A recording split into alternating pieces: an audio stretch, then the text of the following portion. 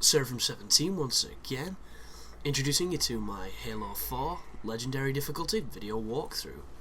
This is mission 4, this is Infinity, and this is a pretty fun mission, this one. It's very reminiscent of the first level of Halo 3, because we're back in a lush jungle. The only difference now is that the visuals are excessively better. This is one of the nicest looking jungles I've seen, in a game like this, aside from the likes of Crysis and Crytek engine things, because it looks pretty damn good for what it is. A couple of things I've got to say here, folks. These videos have had to be slightly tweaked, so unfortunately I've had to change my editing on some of them to make them shorter, to cut them up, things of that nature, and it's nothing to do with my setup, it's nothing to do with me personally, it's the fact that when I disconnected my Google AdSense, which is effectively what enabled me to put ads on my YouTube channel so that I could open it up for the network that I'm trying to partner with, what should have happened is they should have sent me something that then linked me to their network and enabled me to use their revenue scheme. The difference being is it's taking forever, and that has not happened, so I'm currently standing with a channel that gets none of the benefits of monetization and all the negatives, and one of the negatives just so happens to be that now I'm not eligible to put videos up that are longer than 15 minutes. And it wasn't like this the other day before I started putting Halo up, so the only thing I can think is when the first video of Halo went up and it was blocked in every country because Microsoft don't want anybody to watch their fucking video games, it somehow affected my standings on the site. And when I disputed it, it seemed like everything was better, and I've checked to see if I've got any strikes, I've checked to see, what my standings like, and it says my account is in good standings, but for whatever reason a 17-minute video was rejected, and that was the third part of Requiem, so I'm currently re-rendering it now because I've split it up, and it pisses me off to do it, but it's the only way I can get it up, in a suitable fashion to get this guide out pretty quickly. And it's just a pain in the ass. It's a massive pain in the ass because everything I seem to do on this fucking channel seems to be 2 steps forward, 3 steps back. And aside from the awesome subscribers and the cool people that interact with me, it's a fucking ball ache. It really is. And you put all this hard work in, and it just seems like sometimes people are pissing you around. And it's really maddening. But this is potentially a challenging level. They are the binary guys. You want to be super careful with those things. They will one-shot you with a vengeance.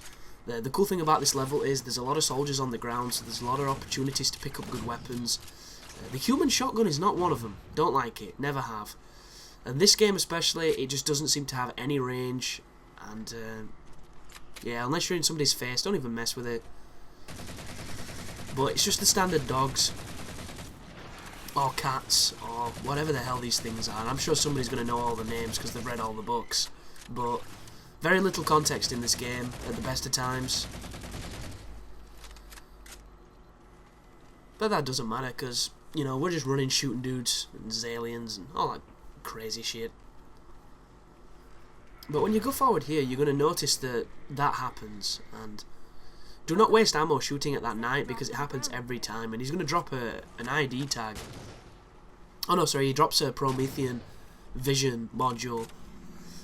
And this is kind of cool, but I don't know when it would ever really come in handy because your radar tells you where things are. This is just going to give you a visual representation of it, and a lot of the times, unless they're using a binary rifle, which a couple of these cats are, you should be okay with dealing with it in any standard fashion, as we play clay pigeon shooting with these standard enemies. One thing to bear in mind as well is when you melee the front of those little dudes, when they blow up it damages you. So it seems like you take more damage than you should when you punch them, but it's just because there's a residual effect when they detonate. And, how are y'all guys finding the new assault rifle? I think they've definitely tweaked it so that it's more useful, but it's still one of those guns where when you've got a battle rifle or a DMR, why the fuck would you ever use it? Ever. You wouldn't.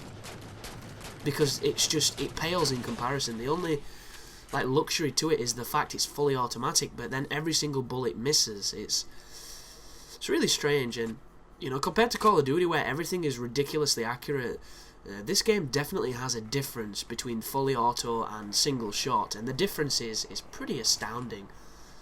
But that right there is the auto sentry. I've just swapped out the assault rifle for a light rifle, and I've now got 2 bullet weapons, a couple grenades, and the sentry. This is the sentry. Be careful when you bring it out because you are vulnerable during the animation.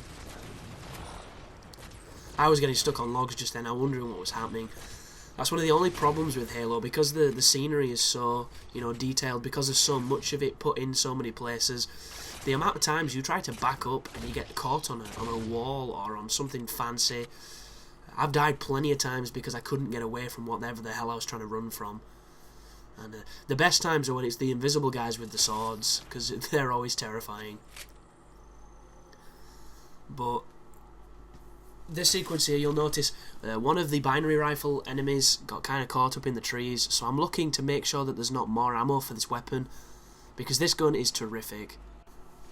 The only problem is you don't generally get it all that often, so you want to definitely use it wisely. And think of it as a 2-shot kill. The first shot takes the shield, the second shot kills them. It's like a noob combo in your pocket, and it's easier to aim. One thing that it took me a while to realise is, though, when you fire from the hip, it's kind of a random projectile, so always aim down sights when you use it. It just makes more sense. It'll save you ammo too, but a whole bunch more dogs. This level is pretty simple all the way through, but there is one section, perhaps 2 if you've got bad ammo, but one section definitely where you're going to probably not be looking forward to it, just because that sequence seems like it can be really difficult. And that is, of course, when you have to defend the door with Cortana. But the only reason that section is difficult is because the game kind of makes you think you're supposed to defend that area, when in essence you can run away. And the enemies will never rush you because the AI doesn't seem to be programmed that way. And you can just take your time, pick up weapons, and guerrilla warfare them, which is kind of cool. And I do apologise, guys, if you're picking up some of my wheeziness on the microphone. I am rather chesty, and it's just one of those things where I would prefer not to use my medication because I can just kind of soldier through.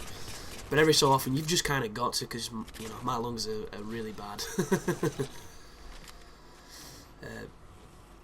One thing to bear in mind in this sequence as well is the guns on Halo generally do not disappear. They don't vanish after time. They don't seem to have any of the despawning tendencies that a lot of other games have. So if you can remember where you dropped a gun that had ammo in it, or if you can remember where you passed on a decent weapon because you had a couple of good ones, just feel free to backtrack and go pick up that weapon when you need it. The sequence coming up where we have to defend the door, I bypassed a bunch of weapons because I had a decent setup, and during the fight I ended up finding myself going back to those weapons to pick them up and use them. A good one to mention is the railgun. The railgun, I believe, is a new addition to the game. It's kind of a cross between the binary rifle, the Spartan laser, and it's a charge weapon that fires, you know, a very powerful shot. The problem is it's not as powerful as a Spartan laser, even though it kind of fires like one. So it's kind of in the mid-range, and don't get me wrong, it's a very good tool, and you can generally 2-shot knights with it. One shot takes the shield, the second shot kills them. But because it's kind of finicky to fire where you have to charge it, and it's not like you can charge it forever, it will fire by itself, which can catch you off guard if you're not expecting it.